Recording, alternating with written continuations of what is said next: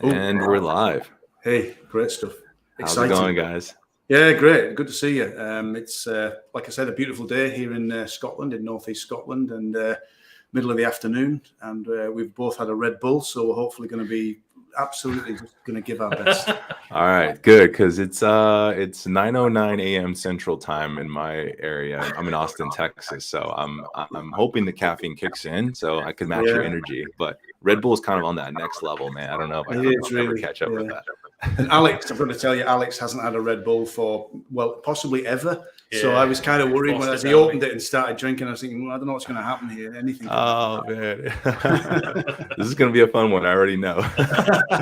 Hey, let me set the stage really quickly for everyone attending the stream, no matter where you are. I have with me today some special guests.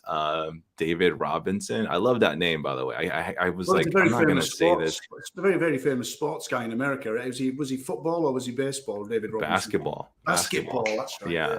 I was like, don't say that on the stream. I'm like, don't do that. But I had to. And David Robinson is the admiral, who's one of the best, NBA centers around. And so he's amazing basketball player. So you share a good name with him. So yeah, that's amazing. Absolutely. And also we have Alexander Bussey, but you go by Alex, right? Yeah, Alex. Yeah.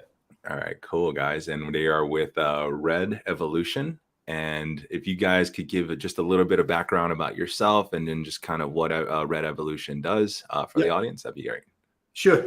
We're a full-service digital marketing agency. We're based in northeast Scotland. One of our guys is down in England, in Newcastle, and one of our guys is actually based over closer to you in San Diego. So we're spread out a little bit. We're only small. There's only 10 of us. We've grown very much organically. Started out, usual story. I don't want to work for an agency. I want to start my own agency. Office in the bedroom, migrated to a garage, then got into a business center, and then we're in this nice old building where we are now that we bought back in 2015. Alex, you've been with us since about 2 years. A couple of years. Yeah. Couple of years. Yeah. You want to give your take on the agency? I've been here. I've been here forever. So. Yeah, exactly that. So we do a lot of kind of inbound marketing, a lot of growth marketing, like you say, full service. We do a bit of web design and web building too. Yep. Absolutely. Wow. So we've got all the skills in-house. We don't outsource stuff. We've got coders, we've got strategists, designers, developers. Alex and I are quite heavily involved in search. Alex more so than me when it comes to PPC, paid search. But it's just, our approach is to try and help businesses grow. We like to use nice, simple, plain language. We're not jargon merchants. We're just... we love working with businesses that want to grow and think that digital marketing and all this stuff can help them. Right. Absolutely. And I know you use other things as well, like tools to promote your business. I actually stumbled across David and Alex, for that matter, when I was searching for SEO tools out there, because one did register on our radar. And it's an SEO tool or a social monitoring tool, if I'm not mistaken, but you have a great story around how you built this tool and then just kind of like what happened as a result. Was that an intentional thing? Did you build it to get like any type of PR or links and stuff? Can you just explain like what this is? Yeah, it's at Seed Keywords, seedkeywords.com. You'll have to chip in if you don't understand my Northern English accent. Seedkeywords.com came about simply because as an agency, we were doing keyword research using all the usual tools. And we just thought, wouldn't it be nice if there was an easy way to say to regular folk in our network, people on LinkedIn, people on Twitter, wherever, if you had this particular problem, what would you type into Google to try and solve it? So what we thought we would build is a tool that made it really easy for people to do that. So it's not subscription, it's totally free of charge. And what the interesting thing, I guess, is that we haven't used it a great deal, but lots of other people have. And that's interesting. Plus, a lot of well-known people in the industry have written about it and linked to it. And so it kind of got a life of its own. I mean, I think I'm sure Neil Patel's got an article where he references it. Backlinko, Brian Deans has referenced it. Moz Search Engine Journal have referenced it. Moz have referenced it. So it was accidental. We didn't set out to try and create something that as link bait or anything like that. It was purely, and I, right now, actually, in the UK, there's a rugby tournament taking place called the Six Nations, which is the 4 home nations of UK, Ireland, Scotland, Wales, and England. Italy joined the fray a few years ago, and France have been part of it for a long time as well. And several years ago, I was an avid fan of this competition, and I was sat winter's day watching the international rugby, laptop open as usual, and I started playing around. At that time, I was still doing a bit of coding. I've never been a great coder, I hasten to add. I was doing a bit of coding, and I literally sat there and I spent an afternoon watching the rugby and writing this tool. And by the end of the afternoon, it kind of worked. And that's it in a nutshell. I mean, that's the story. There was nothing clever than that. There was no kind of strategy. There was no, right, let's build this. It'll get links. It's this, it's that. It was just seemed like a useful thing to build. And it's great that so many people have found it useful. That's how some of the greatest tools start out. They just start off as like a need, a problem that you're trying to solve. And then it starts with just like other people having the same problem, folks sharing it around and like getting links to it. That's how our tool kind of started out, was just like, I had an agency. I saw a problem in the way that SEO campaigns were being, run. And so I built a tool to help streamline that process and for my clients to have greater, visibility into what we're actually doing. So yeah. I love that story because it just hits home on like why some of the best tools out there, I'm not saying this is, I mean, this is such a great, tool for a need, but like it started with that. It started like, there's a problem. How can I solve it? Some good rugby. I'm gonna be here for a while on the couch, so I might as well crank this out, right? That's it. That's exactly what happened. Yeah, I mean, then I handed it over to people that really know how to code, and then they kind of tidied it up and locked it down and said, "Yeah, if you leave it like this, the site's going to get hacked. There, fine, you fix it, guys. You're the guys." Yeah. So I know there's a lot to the agency and what you guys do, and I want to dive into just like how you've grown, the SEO side and how that complements other services that you offer. But like, just real quickly, walk me down the tool really quickly. So if I'm on the site now, if I just like go through and create a scenario, it says create my scenario on the site. What type of results should I expect from? Well, just kind of poking around? First thing is that I think the mistake that some people make with it is they think they can type a scenario in and it will then churn out results, and that isn't what it does. I mean, I guess that's where ChatGPT and the like comes in, because it will immediately give you information that it's stolen from somewhere else. But let's not get into that. You're not wrong. The thing about seed keywords that people miss is the idea is you create the scenario. For example, I think one of the examples on the website is you fancy getting away for a weekend. You fancy a weekend break. What would you search for? That's an okay scenario to type in there. What you wouldn't type in is you fancy a cheap weekend holiday. What would you search for? Because that way you're basically telling people to type cheap weekend holiday in there. Once you've created the scenario, the tool gives you a unique URL. You copy that URL and share it with your network. You can put it on LinkedIn, send it out to your email list, put it on Twitter, wherever you want. And when people click that unique link, they arrive at a page that looks like a search engine, and they simply type in answers to the question. So if I needed this, if I was trying to solve this particular problem, this is what I would type in. And then if enough people do that, you start to build up a list, which you can then download as a CSV file, or you can just view it while you're on the tool. And the idea is that you're trying to find search terms that a lot of people suggested they would use that maybe the keyword planners never suggested to you. They never actually said this is what people might. So because they are weak. Yeah. I mean, they are really weak on this front, especially we do a lot of work around sort of niche businesses that it's very B2B heavy. And where you've got kind of really long tail or really specific key terms, a lot of things like SEMrush, Ahrefs, Moz, they're not actually very good at estimating that search data. And often we find, you'll go in, you'll type something into Moz and it'll say, or Ahrefs or whatever, 0 people a month search for this. And we know that's not true because we can see the traffic coming to the site through those keywords in Search Console. So this is sort of a way of tapping into, where are the blind spots in these artificial intelligence powered tools, really. Yeah. I suppose there's one way of looking at it is, everybody right now is talking about artificial intelligence. Yeah. And what seed keywords kind of does is it taps into intelligence. Right. just people. It's people powered. It's powered by people. And I think that's some people, we can see that they've created a scenario and there are no responses to that because they just expected the tool just to throw up a bunch of stuff. But we're not trying to mimic. We're not trying to tap into artificial intelligence with this. And then yet more guesswork in your keyword research or whatever. We're trying to literally ask normal people, hey, what would you type in Google search if you try to solve this problem? It couldn't be simpler. It's a very, very simple tool. That's one of the reasons it surprised me so much that so many people in the industry who I respect kind of went, this is a really cool little tool. And I wasn't expecting that. I really wasn't. I just thought it would be a pet project. It kind of reminds me too, just like you would ask Alexa, like, hey, you would ask it in like whether it's something like that. Like Alexa, but like with this, it was just like, what would you type? And how would your peers type something like that as well?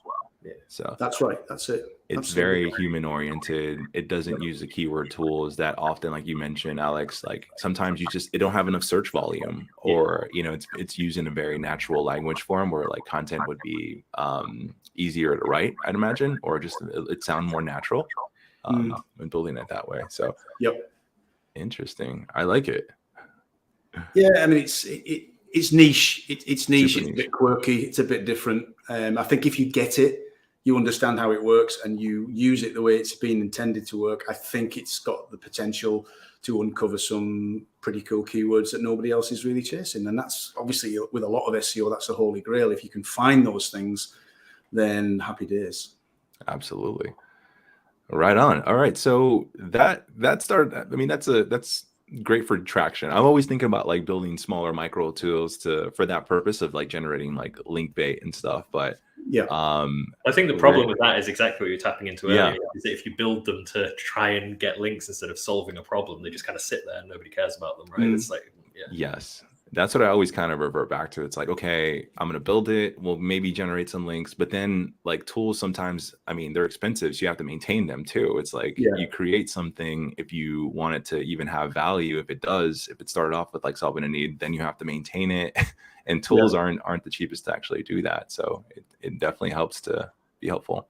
On a slightly different note, but a similar story, back in 2007, I think, something like that, we had some spare office space. We had a spare desk in our office, and we thought, wouldn't it be cool if there was a tool that let us advertise the fact that, hey, we've got a spare desk. And back then there wasn't anything around. And we created a tool called Share My Office. This isn't me trying to plug it. It's fine. It's doing great.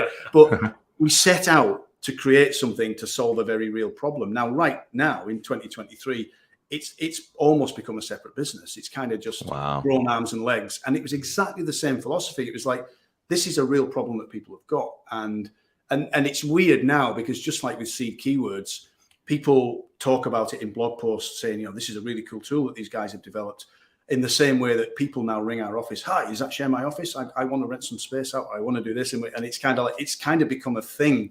And I think when you do things in life in general, but certainly in agency land, when you do things from a good place, then good things from happen. And I think that's exactly like your story, Michael.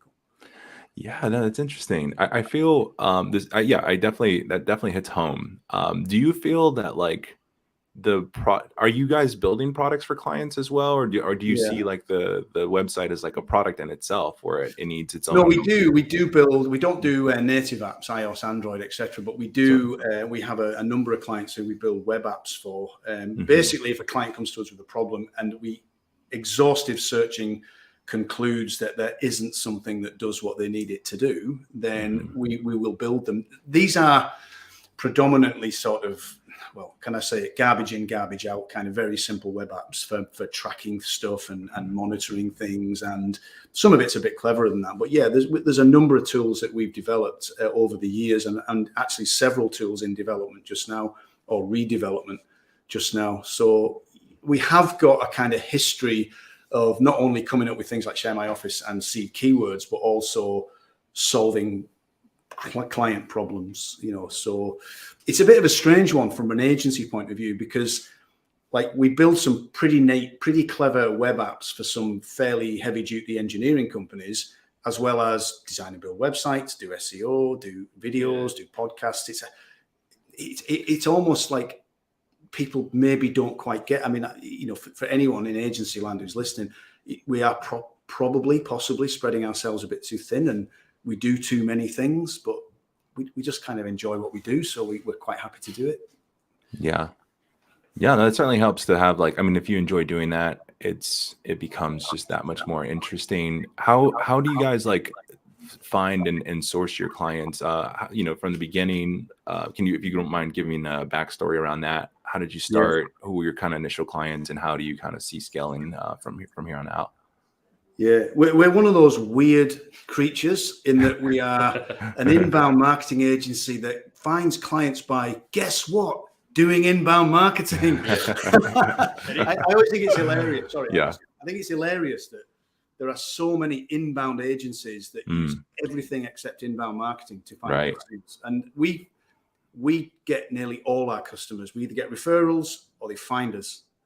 And that's kind of it. Well, yeah, no, I was just going to say, like, it's one of those things we run up against occasionally, isn't it? Where you'll tell people who also run agencies or work in agencies, oh, all our leads come from inbound. And they're like, no, but what about your sales team? Like, do you know what I mean? Like, but how are you getting the leads? And it's like, no, literally all we do is make, I mean, we do make a fair amount of informational content. We have a podcast, we have a blog.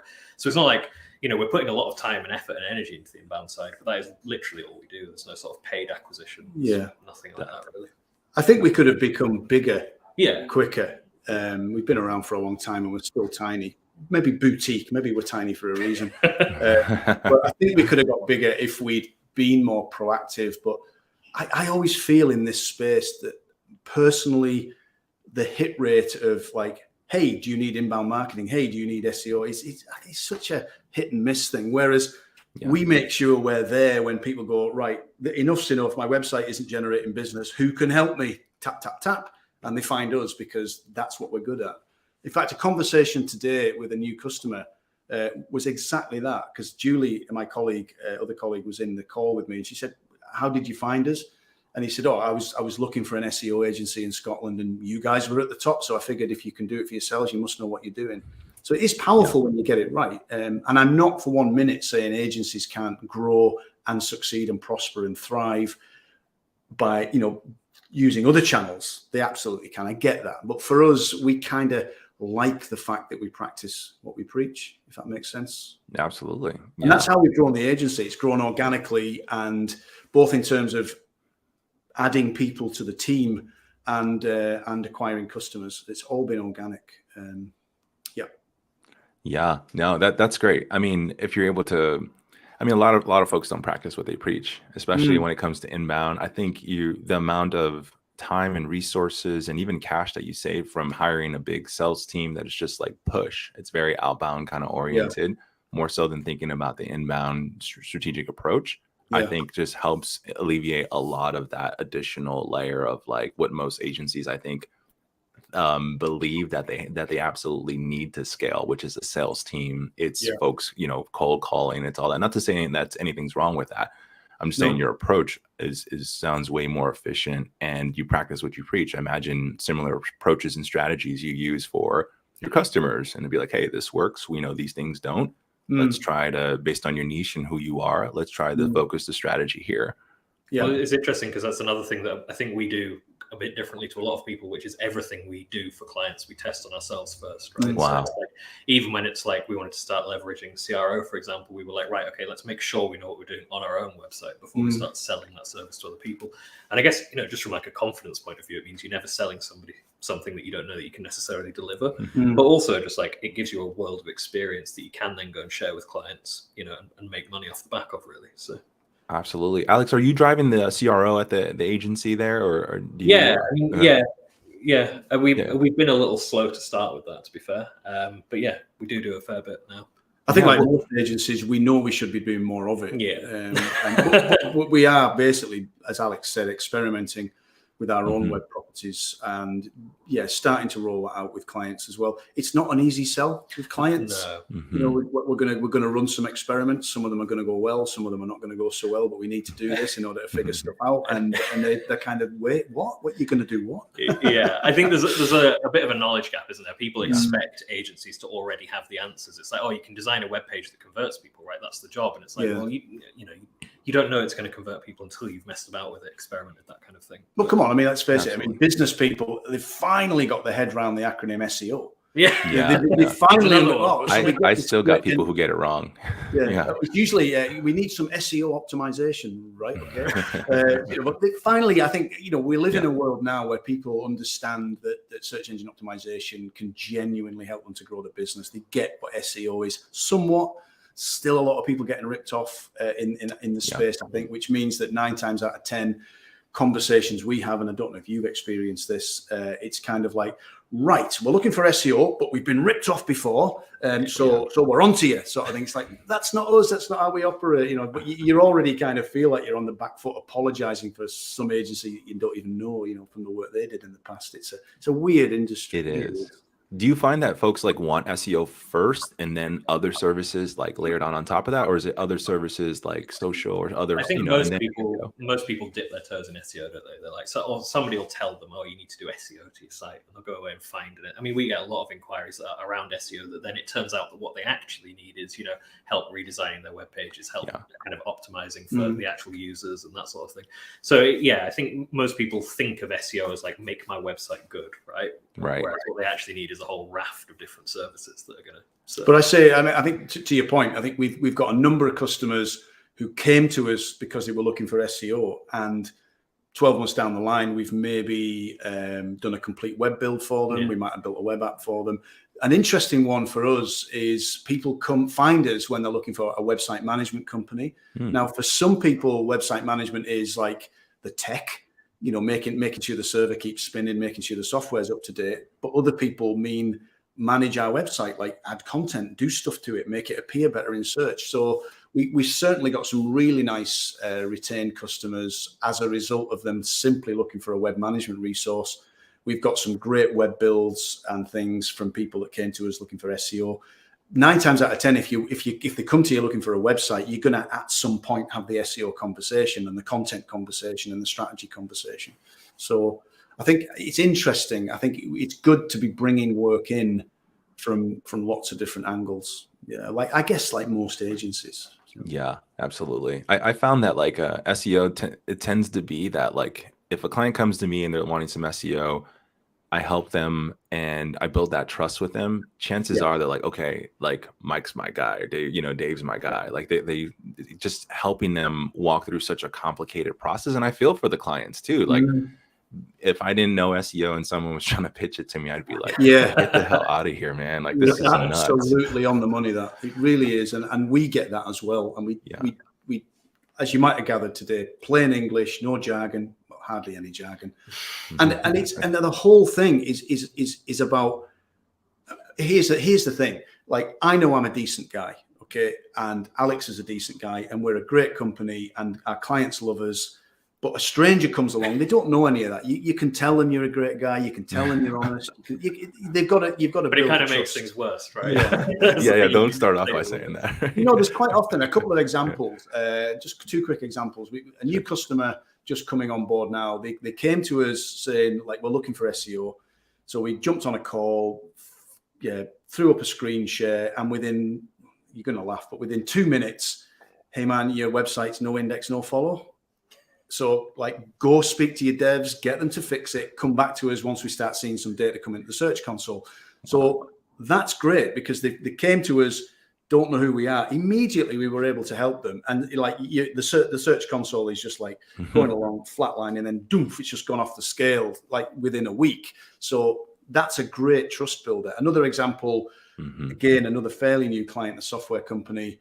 They did some in-house work, re-platformed, really made a mess of the 301 exercise, came to us and said, look, our rankings are just starting to tank. I mean, what's going on? We were able to go in there, and we'd been providing a technical resource to them, but they knew we could do the other stuff as well. And again, very quickly established that there was a whole kind of problem around the 301s, which we could fix. Alex and I sort of doubled up on the computer and just spent a day kind of like digging in, fixing it, sorting it.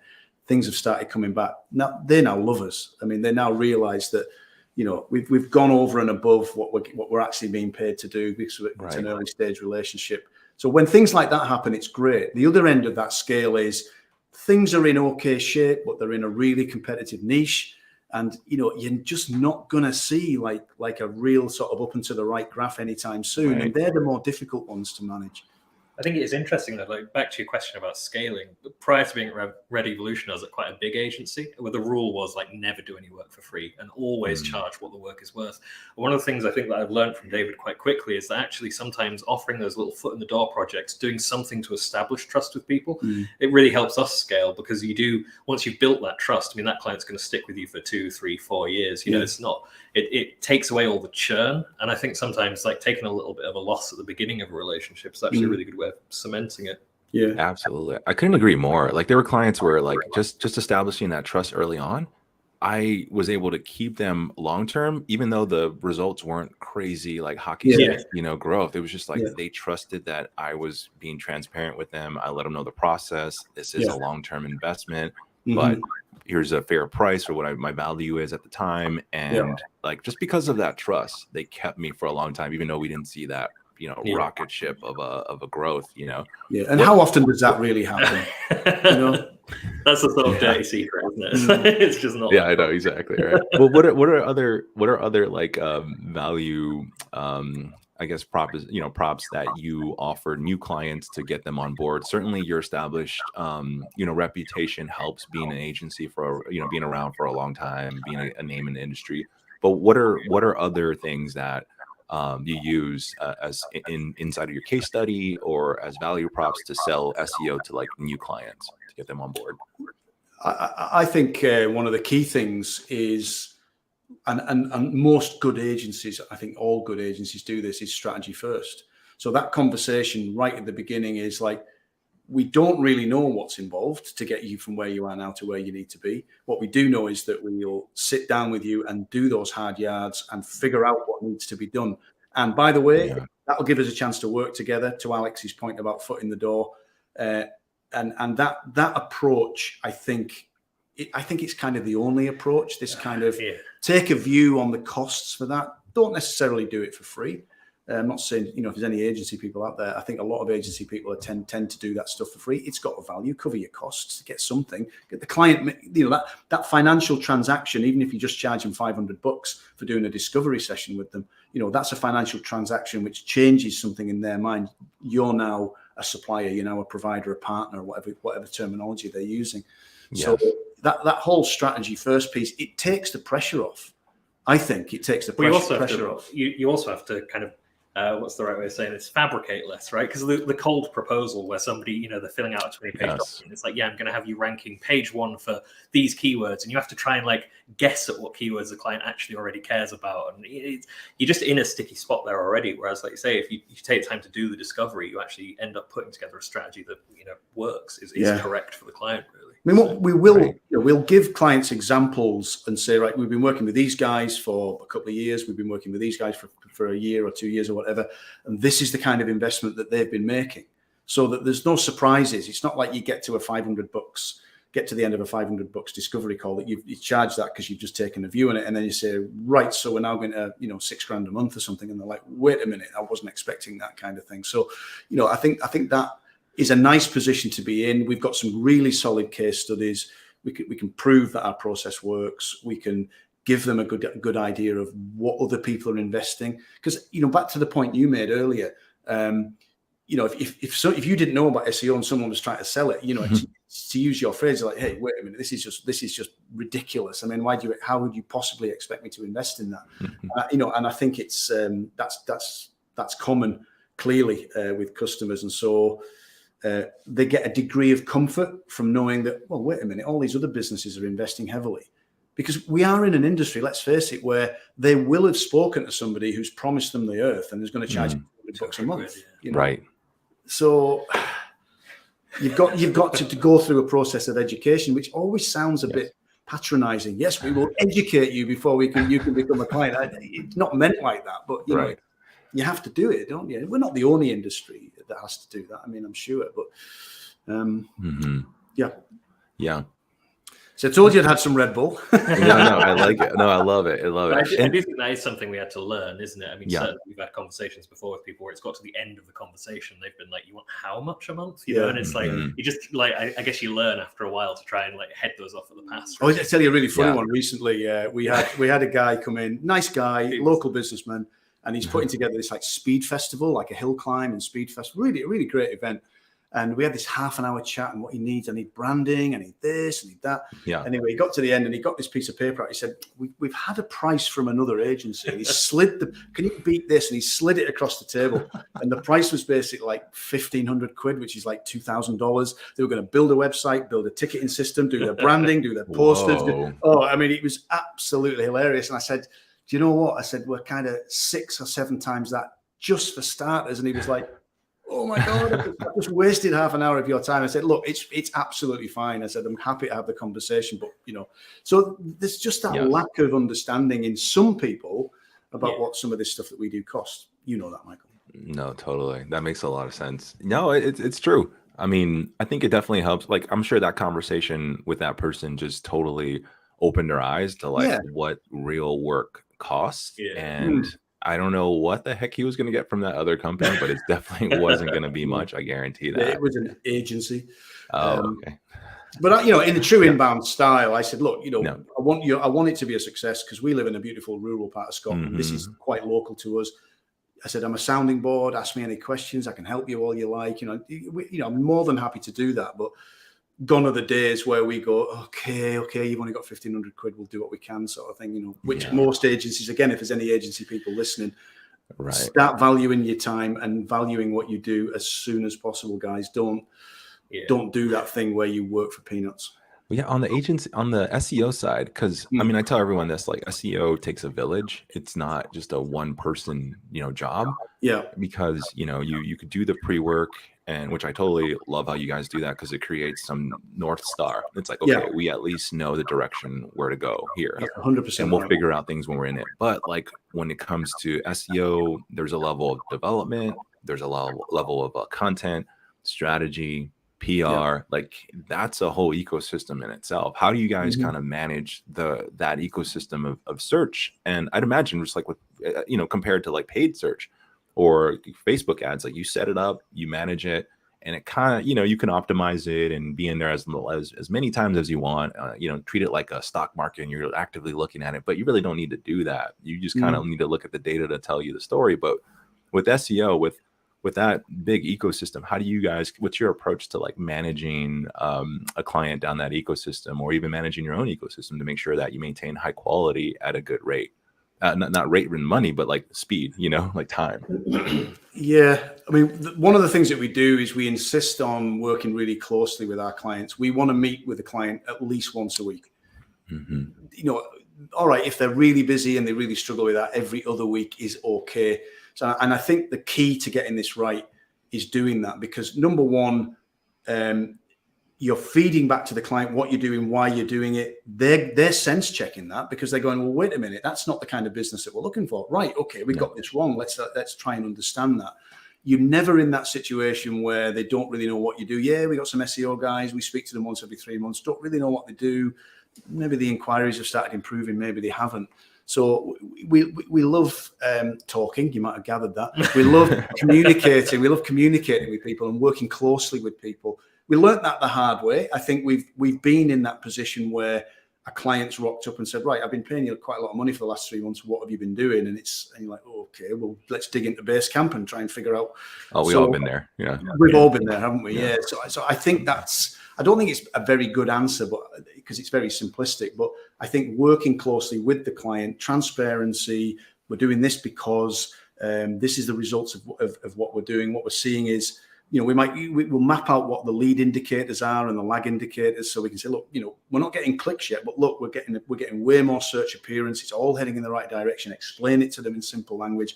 Again, I think your tool kind of plays into that, doesn't it, quite nicely in terms of keeping people who are not technical, who are not SEOs, informed on the process, because SEO ultimately is a business generation tactic, if you like. It's the SEO metric that most of our customers are interested in is inquiries or leads. That's it, kind of thing. So I don't know if you want to add anything to that particularly. Yeah, well, no, only that, you know, it is a kind of ongoing struggle, isn't it? I mean, like let's be honest, we are quite a small agency, and one of the huge benefits of having quite a lot of different skill sets in house is that we can do really smart stuff. Like, if, you know, we've got a videographer, so if we want to do video for somebody, we can do that. We have a really good designer, but it is, I mean, certainly on the content side, I think it is an ongoing struggle, because your options really are, you know, get really good at writing content well at scale, or find really good freelancers, but that's not easy at all.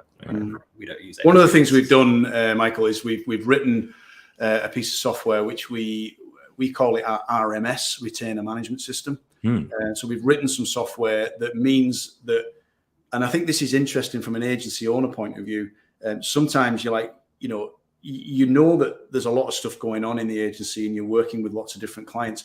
But what the RMS does is it gives us a very simple heads-up display across, like every single client. I can see what the level of retainer is, how, you know, halfway through the month, how much green, how much orange, how much gray. So green is like work we've completed, orange is work that's ongoing, purple is work that's waiting for the client to sign off on it. Let's not go down that which is like always the biggest one. and then gray, absolutely, stuff that we haven't allocated yet. So we've got very, very good visibility over each of our clients, retained clients who are doing SEO and various other things to help them grow their business.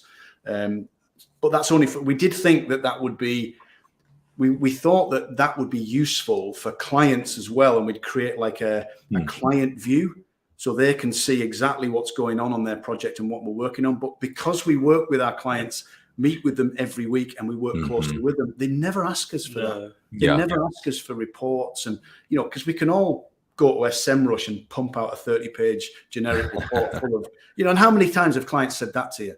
I got this report off the last agency. It didn't make any sense to me whatsoever, you know. Whereas a conversation is way more powerful. We save a lot of time and energy not reporting, really, don't we? I mean, we report in the sense that, you know, if we get in a meeting with a client and they're like, what's been happening, we'll pull something up and show them. But it's generally like Search Console or Google Analytics or something like that. It's not, we don't spend a lot of time putting reports together, because it is ultimately just time you could be spent servicing the retainers. Well, the CRM is a report in itself. I mean, just saying, like, look at these inquiries. These are great inquiries. They've now moved into a deal stage, and they're starting to progress them. You know, it's like, there's the results right there. That's the results right there. Yeah, exactly. I was with companies and where it would be hours of reporting and multiple team members reporting on different things. So just to get the damn report done was like a week's time or some of multiple resources contributing to different pages. And you're just like, why are we doing this? We've got a fantastic client over in Florida, and Alex works a lot closer with them than I do. And one of their financial guys got in touch with us a few weeks ago and said, I need a report. And this is like an annual report. He doesn't know anything about SEO either. He was like, show me the keywords. And I was like, he was asking for information. And it was really interesting because he didn't copy in our main contact, their head of marketing business development. And then when he got wind of it, he was like, why are you hassling these guys for this information? I speak to them every week. I know exactly what's going on. This is all going in the right direction. And we love these guys. Why are you hassling them for reports? It's just hilarious. It's really funny. There's nothing better than sitting back in a meeting and watching clients arguing with themselves. Yeah, exactly. Right. Oh man, that's amazing. Yeah, I was gonna ask a question about the reporting side. It just slipped my mind, but I was gonna note this. One consistent thing that I'm hearing, a theme that I'm hearing, is that you guys are so resourceful in building your own tools internally, especially like you said, the client managers as well. The product, it's kind of like, it sounds like a project management, but it sounds like a billing system for you to understand which. It's kind of both, really. We use Basecamp for project management, but there is crossover between Basecamp and the RMS. But the RMS is the heads-up display health check on, real-time health check for all of the retainers. It's really good. Because I think a lot of the problem with the tools that are out there on the market is they're just not very visual, and they don't allow you to very quickly capture, like, this is how things are going. And like, all you really want to know at a glance is, are we servicing the retainer adequately? I could go into that right now. What is it? The 9th of Feb. And I'd know within 2 or 3 seconds, where are we with our retainers this month? How are we progressing well? Is everything good? Has all the budget been allocated to all the retainers? We know what we're doing in all the retainers, just like that, in a heartbeat. Wow. So, but I think you were going to ask a question. No, I was just complimenting the fact that, like, you guys see a problem. Like, I've always been on the notion of, like, agencies, like, yes, having clients is really, that's part of the game. Like, that's what pays the bills at the end of the day. But you Yeah. have so much insight to different industries. You're a part of this process that needs to run efficiently. So there's Yeah. opportunities to build tools to streamline the workflow. And I'm Yeah. like, there's so many opportunities agencies have outside of just client work, but in the products, solving real problems, like your keyword tool, and in the office, what's it called? The seat, Share My Office. Share My Office. Like, come on, like those are great tools right there. I feel like Yeah. there's a lot coming out of this this agency and y'all's experience being in it. And I feel like that's where like a lot of agencies kind of miss the opportunity. They just see all the client work, but the moment, God forbid, a client goes away, then that agency has to cut folks. There's the agency lifestyle that's very real. It's very real, but they didn't seek out any other opportunities to build their own affiliate sites or their own properties and tools and stuff. And I just feel like that's a complete missed opportunity. Whereas you guys are in it. You're building while you're kind of managing the clients at a very high level and high quality. So I just wanted to note that.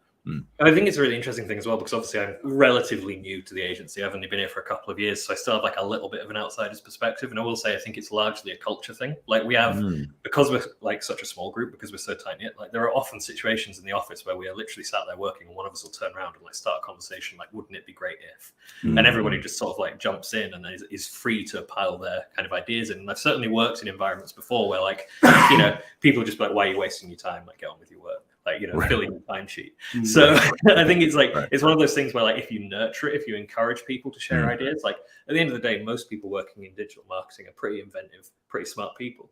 So if you give them the space to kind of suggest things, come up with things, brainstorm things, you do end up coming up with interesting ideas all the time. I think it's important that agency life stays fun, because it's very easy to get into the grind of doing content and research and SEO and, working, you've got to, I think the side projects for us, as much as anything, they are genuinely useful tools that we've built, but it's also fun. It's a fun element for the guys to be involved with, for sure. Absolutely. Well, guys, I'm super impressed with what you guys are doing over there. And I know we could talk, for a really long time on any one of these avenues. I appreciate y'all's time. I know it's a little later in the afternoon out there, but if folks want to find you or reach out to you, how can they do that? Redevolution.com is the agency website. Redevolution.com and seedkeywords.com is where that keyword tool is if you want to go and have a play with it. You don't even sign up. You just literally just go to the website and use it. It's very simple to use. Always interested to hear people's thoughts on these things, and it's been a joy. We don't do many live streams, podcasts and things, and great that you've agreed to come on our podcast, Michael. I'm looking forward to that.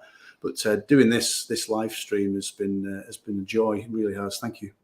No, absolutely. Thank you both. I appreciate it. Yeah, live stream's a little different. Whereas, I mean, podcasts, it seems like I've had podcasts and I have to be like perfect on the thing, but this is just like, let's just have a conversation. Let's chat. Well, that's it. We've got fromthecoalface.com is where our podcast lives.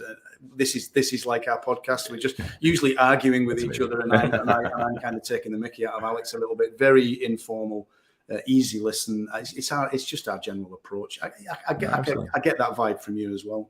Absolutely, man. Yeah, I'd love to join as well. And anytime you guys want to come back on the stream, I would love to have you both to chit chat about anything you like, especially in the industry. I know there's a lot going on with search and chat, GPT and Bing versus Google in that regard. And so we got a whole lot of. We were just reading before we came in that was it Google Trends that Bing is trending. It's kind of gone off the charts. It's gone off the charts apparently. Yes. So, Yeah, and obviously we were all watching. Alex said this morning when he came in, did you see what Google did? And I was like, no, what did Google do? Well, they did a live demo of their chatbot and it kind of tanked and didn't give a completely hopeless answer. And they're like 6% off their share price. It was like, wow, that's not good. No, it's not. I mean, I guess like last question, you guys can feel free to answer this or not, but like, does AI, does this chat, GPT and this new form of search like excite you or scare you? And how do you want to see that? We have quite different responses to this. It doesn't scare us at all. I mean, we're very much across it. Like most people, we're playing with it, experimenting with it. We're really keen to hear what Google's saying about it. Because one minute it's like, if we spot you're using artificial intelligence, we're going to tank your website. Next minute they're saying, well, if you do it right and the genuinely good content that you're producing with it. And Alex, you want to say about what you were reading just before we, just right. So yesterday they just were updating their EEAT guidelines, right, to say like, oh, you can use it responsibly as long as you declare that you're using it, and as long as you tell everyone in the byline it's generated by AI. Yeah, but I mean, we are across it. We're keeping up with it. I'm personally of the opinion that in 6 months' time we'll be looking back and saying, "Do you remember that fad where everyone thought AI was going to take over the internet?" But happy to be proven wrong. I mean, what's your take on it? I mean, I'm genuinely interested. I mean, does it scare you, or do you just think, bring it on? It's a tool that we can use. I feel like it's a thing that I have to pay attention to now, because like I don't want to get too behind this one, because I feel like this one could be the ultimate accelerator in terms of like how technology progresses and search evolves. And if you're not into it right now, you're going to get, and if it does take off or even just moderately over time, like it could get really hard to catch up. So learning a little bit now, dabbing into it, I think is exciting. I think there's a lot of application in terms of what it could do. I am interested specifically on the product side and how we could integrate it into some of the, some of our crawler that we've built now, and how we could, build recommendations based on ChatGPT, because a lot of the SEO recommendations could be based on information that already exists out there on the web. The content generation stuff, I think that's pretty important too, but I haven't done a lot of content generation, from the tools to, for any of my websites or, anything that I'm growing. But it's certainly, I'm definitely interested on the product side of it, and excited about the applications there, because I think it just take a life of its own and do, and just take on, just do a lot of things that I envisioned that would take hours to program. This thing could probably do it instantly. So I did an interesting experiment just before we came on. I was looking at, we were getting ChatGPT to write content as an experiment, and then getting writer.ai. They've got a tool which will look at the content and tell you whether it thinks it's AI content or human content. All the ChatGPT stuff, it basically instantly said, this is definitely AI content. So fine. So I tried. I was playing with the. Have you used you.com? You.com? I've tested it a little bit with chat and everything in it. So, and it's got a writer tool. It's in beta. So I got it to write some content earlier today. Copied the content, went over to writer.ai, pasted it in, and it immediately just went, this is 100% human generated content. Absolutely, definitely human content. It's like, it really isn't. It was good content. It was good. So talk about confusing. I mean, even we're confused about it. So, it's one of those things that's going to change over time, and we'll all start to recognize its true value. Anyway, I will stop talking now. No worries. I think seedkeywords.com is going to blow up, because people are going to want more, human generated, searches. No, definitely. Well, I appreciate you guys. Thank you for joining, and feel free to come back anytime. We'll love to have y'all. Great. It's been a joy. Thanks very much. Thanks, Michael. See you guys. See you. Bye.